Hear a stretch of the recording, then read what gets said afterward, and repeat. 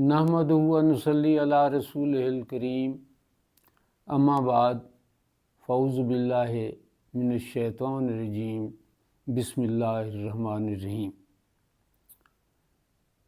معزز ناظرین، خورشید ناظر آپ کی خدمت میں حاضر ہے۔ پچھلی ملاقات میں نے آپ سے اپنا سرسری تعارف کروایا تھا اور یہ گزارش کی تھی کہ آگے چل کر میں نے اب تک جتنی کتابیں لکھی ہیں یا جو بھی کام کیا ہے وہ آپ کی خدمت میں پیش کروں گا۔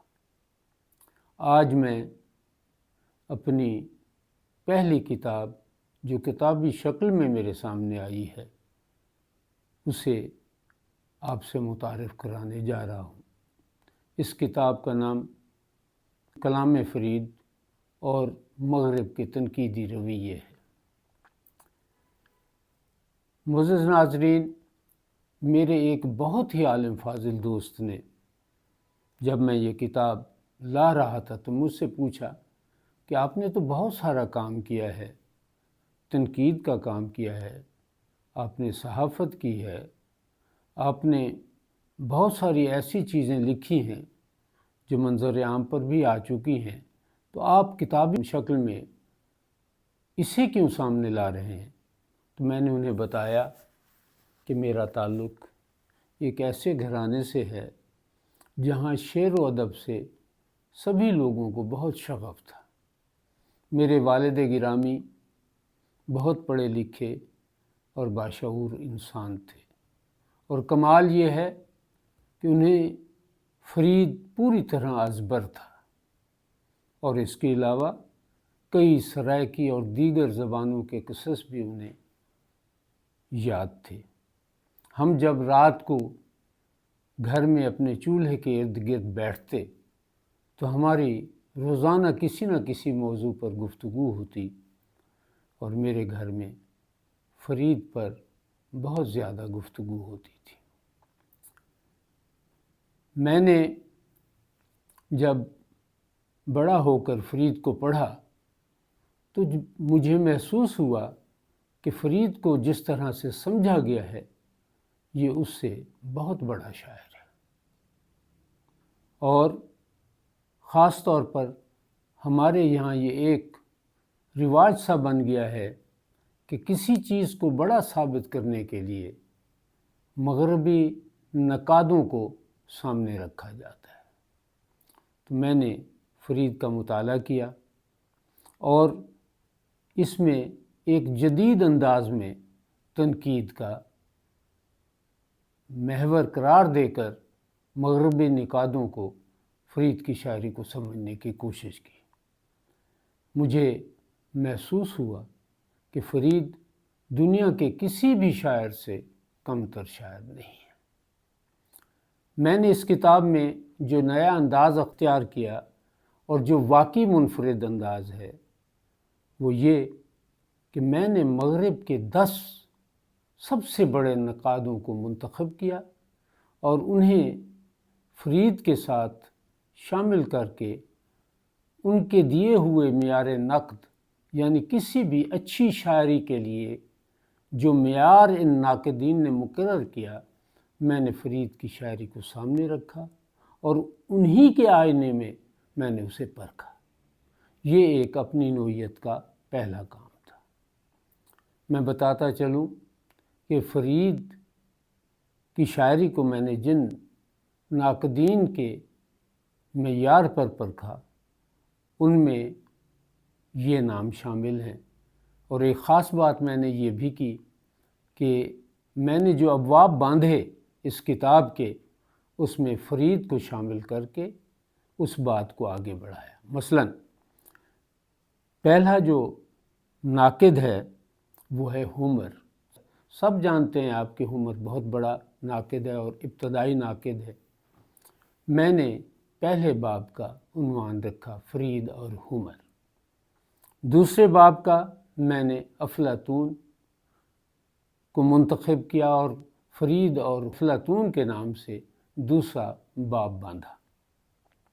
تیسرا باب فرید اور ارسطو، اور چوتھا باب فرید اور لانجینس۔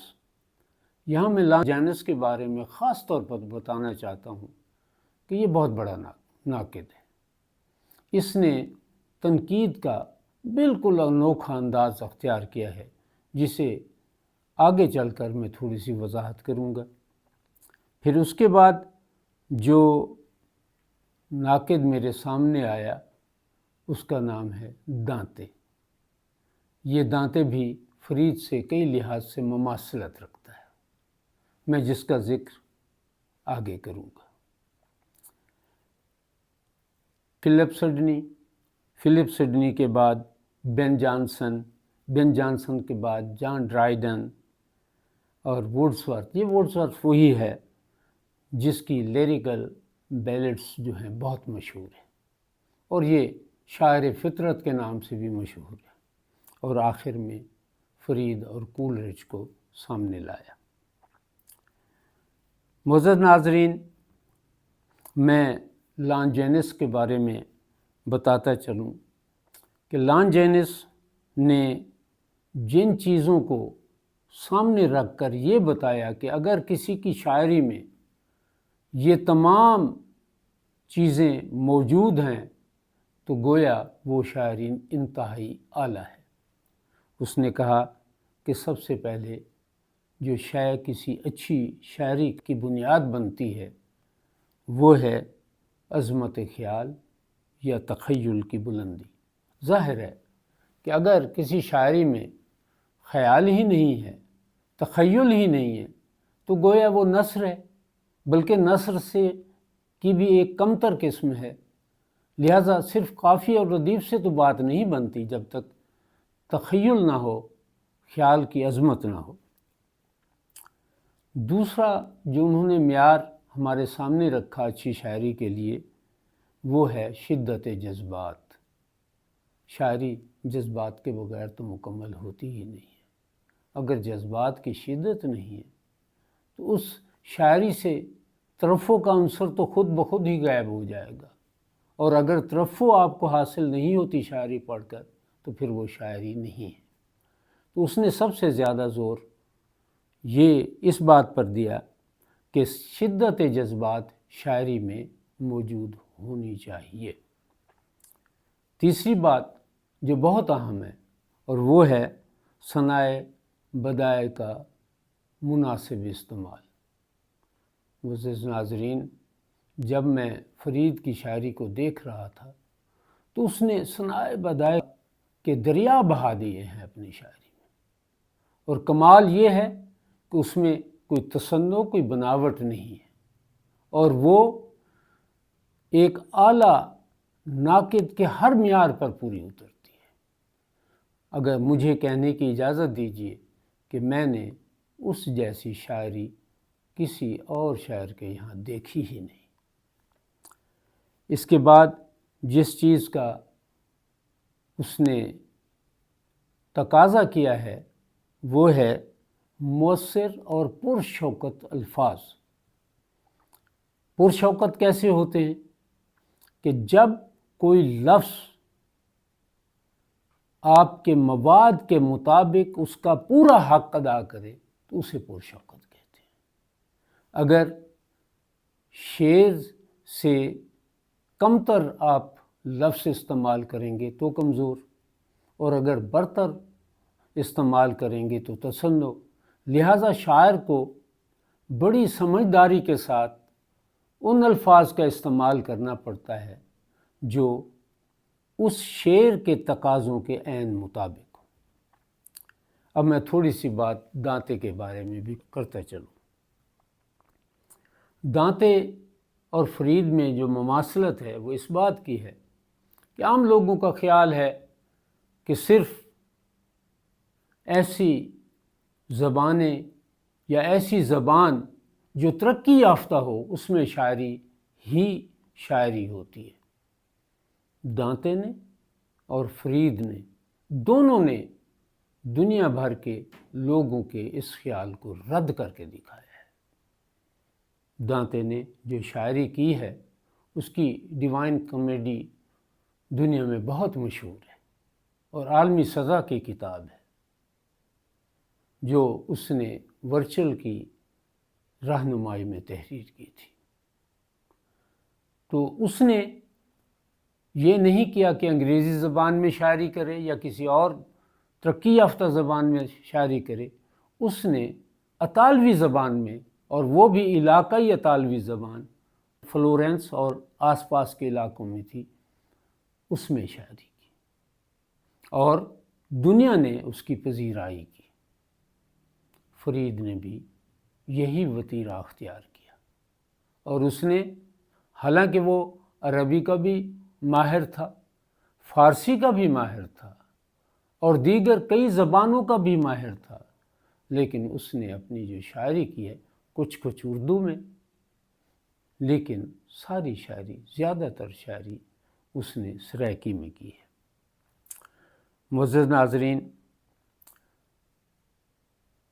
لان جائنس کے سلسلے میں یہ بتاتا چلوں، جب میں اس کی اسٹڈی کر رہا تھا، فرید کا موازنہ کر رہا تھا، بلکہ اس کے دیے ہوئے معیار کا جائزہ لے رہا تھا، تو میں نے دیکھا کہ فرید کے کلام میں صنعتوں کا وفور ہے۔ میں نے پہلے اس لفظ استعمال کیا ہے کہ دریا عمدہ پڑا ہے، تو اس نے جن صنعتوں پر خاص طور پر توجہ دی، مثلا ایک صنعت ہے ذو القوافی یا ذو قافیتین۔ یہ ایسی صنعت ہے کہ جس میں اگر پہلے مصرعے میں 2 الفاظ کا قافیہ باندھا گیا ہے تو دوسرے مصرعے میں بھی 2 الفاظ کا قافیہ، تو یہ ذو قافیتین ہے۔ لیکن حیرت ہوتی ہے کہ جب میں نے فرید کی شاعری کو پڑھا تو اس میں صرف ذو قافیتین نہیں ہے، 6 قافیتین، 4 قافیتین، ایسی عمدہ شاعری کہ دیکھے، اور پھر یہ نہیں ہے کہ اس میں کوئی تصنع ہو، کوئی بناوٹ ہو، بالکل نہیں، فطری شاعری، اور اس میں روانی کے ساتھ یہ تمام خوبصورتیاں پیدا ہوتی جاتی ہیں۔ صنعت قلب، یہ صنعت قلب ایسا ہے کہ گل، مثلا گل ایک لفظ ہے سرائیکی کا، اب ایک ہی شعر میں اگر گل کا لفظ استعمال فرید نے کیا ہے تو آگے چل کے وہ کرتا ہے لگ۔ اب جب ان کو الٹ پلٹ کریں گے الفاظ کو تو گل اور لگ دونوں ایک دوسرے کے برعکس ہونے کے باوجود یعنی بتائیں گے کہ یہ قلب، یعنی بالکل اس نے پلٹ کے رکھ دیا۔ پلٹنے سے اگر لفظ پورے معنی کے ساتھ سامنے آئے تو اسے کہتے ہیں صنعت قلب۔ آگے اشتقاق ہے، تقریر ہے، توسیم ہے، صنعت النثر ہے، ترسی ہے۔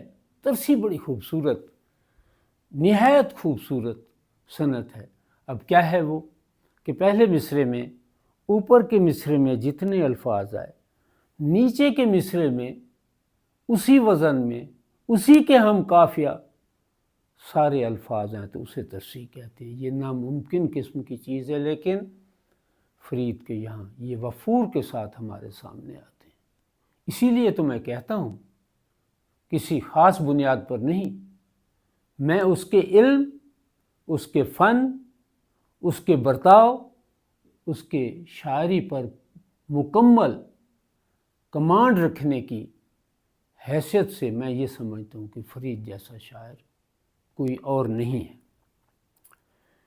میں نے جب یہ کتاب لکھی تو مجھے کتاب کا نام میں نے پہلے بتا دیا ہے، میں آپ کو دکھا دوں پہلے۔ یہ کتاب ہے کلام فرید اور مغرب کی تنقیدی رویے۔ اس میں یہاں پر آپ ایک نقشہ سا دیکھ رہے ہیں، یہ یورپ کا نقشہ ہے۔